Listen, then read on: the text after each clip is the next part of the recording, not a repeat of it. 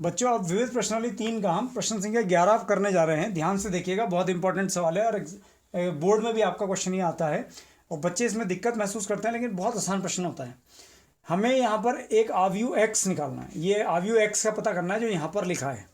इस आव्यूह x की गुणा हो रही है इस दूसरे आव्यूह से, और गुणा होने के बाद हमें ये आव्यूह मिल रहा है। तो दिखने में तो बहुत सरल लगता है और वास्तव में भी ये सरल ही प्रश्न है।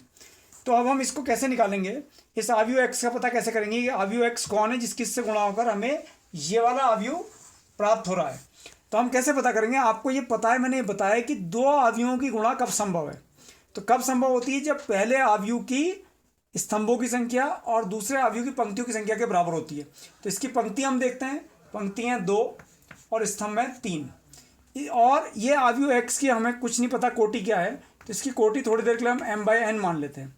तो इसका मतलब ये इसका जो n स्तंभ है और इसकी जो पंक्ति हैं 2, तो ये दोनों बराबर होंगी तभी तो इनकी गुणा हो पाई, और गुणा होने के बाद ये प्राप्त हुआ हमें। तो इसका मतलब हमें पता चल गया कि आव्यूह x के स्तंभों की संख्या पता चल गई।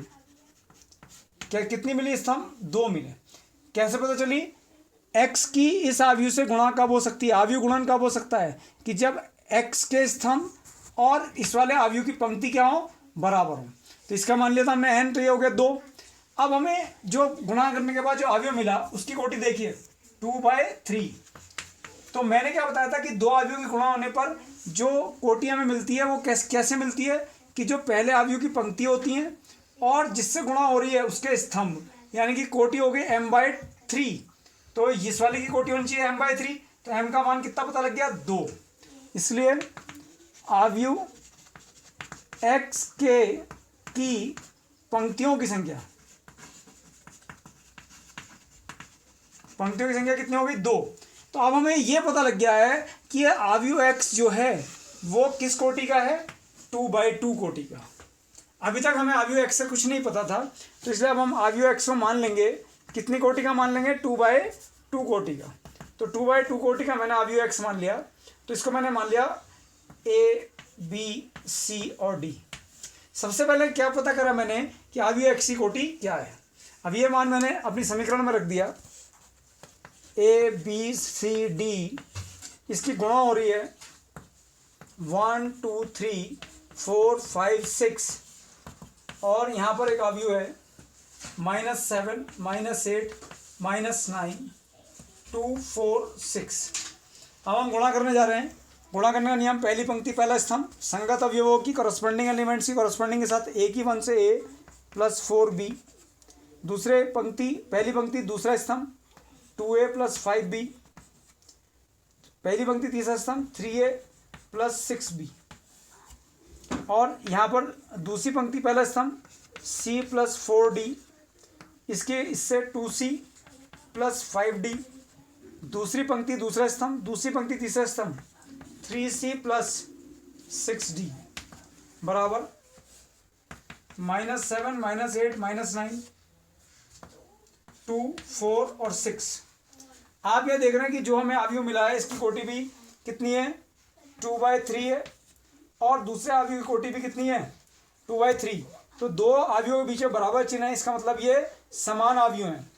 चूंकि दोनों आव्यूहों की कोटि समान है, इसलिए दोनों आव्यूहों की कोटि समान है, इसलिए संगत अवयवों की, कौन से अवयवों की?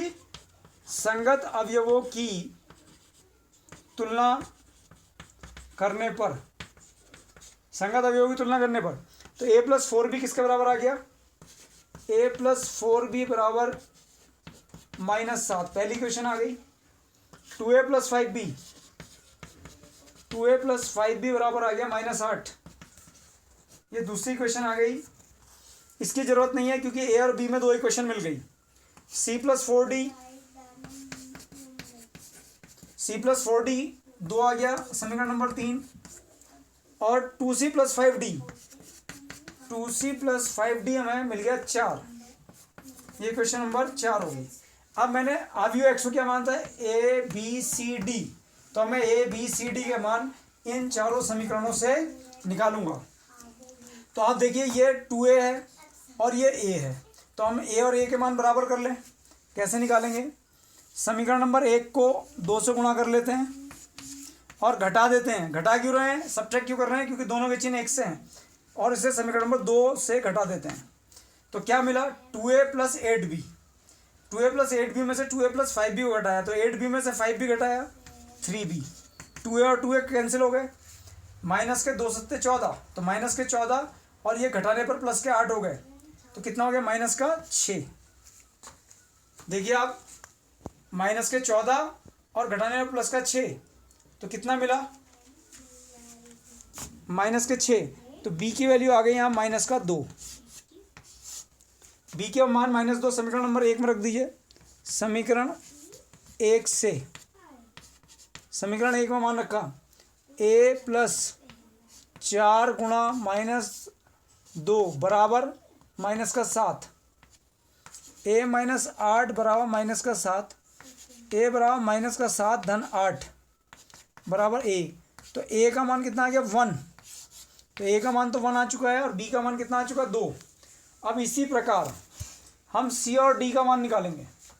तो यहाँ देखिए आप, समीकरण नंबर 3 और 4 को, यहाँ c कितना है? 1 और 2c कितना है? 2। इसका मतलब समीकरण नंबर 3 को 2 से गुणा करना पड़ेगा। तो 2 गुणा समीकरण नंबर 3 और घटा दीजिए इसको में से समीकरण नंबर 4। तो यहाँ समीकरण नंबर 4 को मैं घटाने जा रहा हूँ। तो देखिए आप यहाँ पर आ जाइए, 2c plus 8d, 2c plus 8d, 2 से कट गया। 8d में से 5d चले गए, 8d में से कितने चले गए? 5d। तो कितना बचा? 3d। फिर यहाँ आ जाइए, 2 दूनी 4, 4 में से 4 कट गया, 0। तो d की वैल्यू कितनी आ गई बच्चों? 0। अब d का मान समीकरण 3 में रख दिया है 4 में, तो हमने लिखा समीकरण 3 से, हम 3 में मान रखने जा रहे हैं। तो ध्यान से देखिए, c प्लस 4d बराबर 2, तो c प्लस 4 गुणा 0 बराबर 2, c प्लस 0 बराबर 2। तो c का मान कितना आ गया? 2। अब हमारे पास सबके मान आ गए हैं, तो हम इसके मान कहाँ रख देंगे? अपना आव्यूह x में, जो हमारा आव्यूह x था जिसको हमने माना था ABCD। तो अब हमारे पास आव्यूह x का उत्तर आ रहा है। ध्यान से देखिएगा, x बराबर a की वैल्यू कितनी है? 1, b की वैल्यू कितनी है? -2, c की वैल्यू कितनी है? 2 और d की वैल्यू 0। ये तो आपका आंसर आ गया।